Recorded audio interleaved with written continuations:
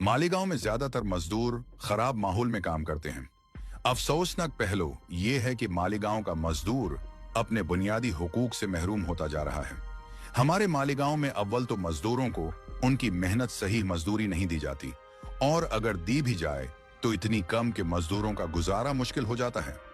अक्सर कारखानों की इमारतें पुरानी और बोसीदा हो चुकी हैं। कुछ कारखानों में लोम के बीच इतनी जगह नहीं होती कि आसानी से भीम लोम तक चली जाए।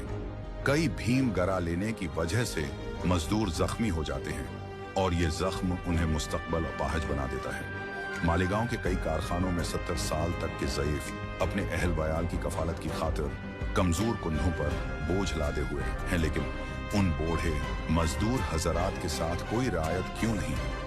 पावर लूम फैक्ट्रियों में शोर उस कदर होता है कि कारीगर की अक्सरियत बहरेपन में मुब्तला हो जाती है। काटिन फैक्ट्री में मुसलसल रोई उड़ने की वजह से फीफड़ों और टीबी की बीमारियां आम हैं, और कुछ मजदूरों को ऐसी बीमारियां लग जाती है कि वो उसके बाद किसी और मजदूरी के काबिल नहीं रहते। मालीगांव में कई जगहों में 8 घंटों की बजाय 10 बल्कि 12 घंटे काम लिया जाता है, और अगर मजदूर ज्यादा वक्त काम करने से इनकार करता है तो उसे ड्यूटी से हटा है देने का कह दिया जाता है। लिहाजा मजदूर बेहालती मजबूरी अपनी ताकत से ज्यादा मेहनत और मशक्कत करने पर मजबूर हो जाता है। मालीगांव में मजदूरों को कारखानों के चमचों की वजह से कारखाना के मालिक की सख्त मुखालफत का सामना करना पड़ता है। कारखाना मालकान नुकसान तो बर्दाश्त कर लेते हैं, मगर मजदूर जब मजदूरी की बात करते हैं तो उन्हें ड्यूटी से हटाने की धमकी। जब कभी हमारा चुपल टूट जाता है तो जिसके पास हम सलवाने जाते हैं वो सुबह 10 बजे के बाद आता है और शाम 5 बजे घर चला जाता है। वो गोंडी मुस्तरी बांध काम वाला सुबह 10 बजे आता है, शाम 5-6 बजे घर चला जाता है। थिएटर में 2.5 घंटे की पिक्चर देखने लोग जाते हैं। वहां दर्जनों टॉयलेट होती है कि 2.5 घंटे लोग यहाँ ठहरेंगे तो पेशाब भी लग सकती है, लेकिन 12 या 13 घंटे कारखाने में रहने वाले मजदूर के लिए कोई सुविधा नहीं होती। सड़क पर 4 फुट की टपरी वाला जो सिर्फ बैठा है उसके सर पर पंखा चलता है कि गर्मी कितनी पड़ रही, लेकिन पत्रे के शेड में सख्त मेहनत करने वाले मजदूर के लिए कोई सुविधा नहीं होती।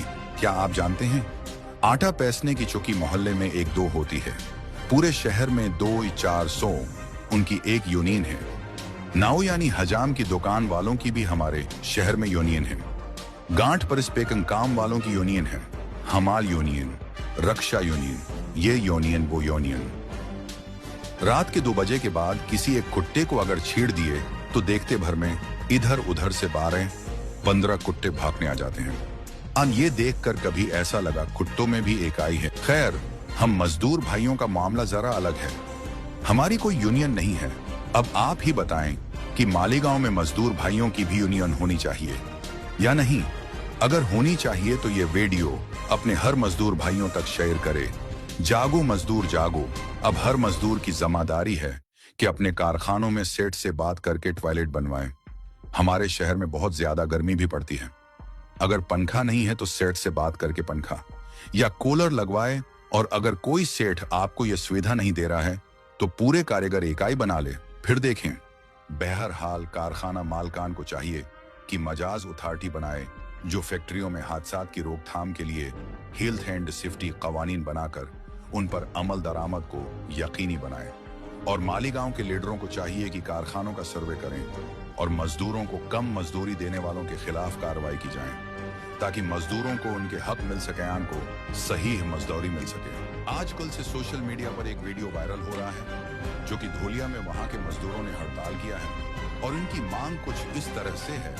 ₹1.25 मीटर मजदूरी के लिए वहां की आवाम लड़ रही है, तमाम कारखाने बंद करवाकर रोड पर आ गए हैं। हमें भी आवाज उठानी चाहिए, हमारे हक के लिए लड़ना चाहिए। मजदूरी बढ़ी थी तो चाय 5 रुपए की थी, आज 7 रुपए की हो गई, लेकिन मजदूरी नहीं बढ़ी, हो गई कई 10 की मिल रही। हाँ, और भी दाल का भाव क्या था, आज क्या चल गया? सिलेंडर का भाव था क्या चल गया? घर का पूरा नहीं हो रहा। हाँ, रात भर अच्छा लेके चला रहे, 2 पैसा जमा नहीं हो रहा। क्या आगे चल के दवा खाने में लगे, हमारे को कुछ हो जाए, एक्सीडेंट हो जाए हमारा, तो ये सेठ लोग भी तो जब आगे 500-1000 रुपए नहीं दे देंगे, दवा खाने में चल जा, जो हमारा जमा पैसा रहेगा वही हमारे काम आएगा। तो पैसा जमा हो ही नहीं पा रहा, मजदूरी बढ़ाई नहीं रही। मैं सभी मजदूर भाइयों, रोड वाले भी और कार्टन वाले भी हम लोग, मैं सब मजदूर वाले भाइयों की तरफ से ये बोल रहा हूँ कि भाई हमारी मांग है ना सिर्फ 1.5 रुपए की।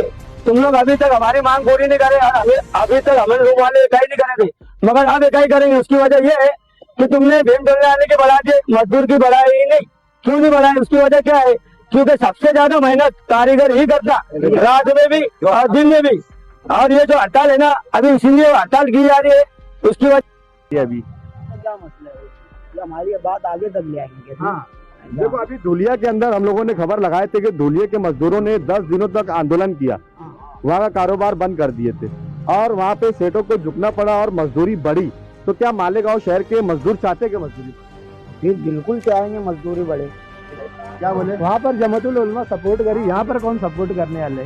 तो वो मजदूर जमीयतुल उलमा के पास गए थे, आप लोग जाएंगे क्या? अगर सब इकाई होगी तो जाएंगे, क्यों नहीं?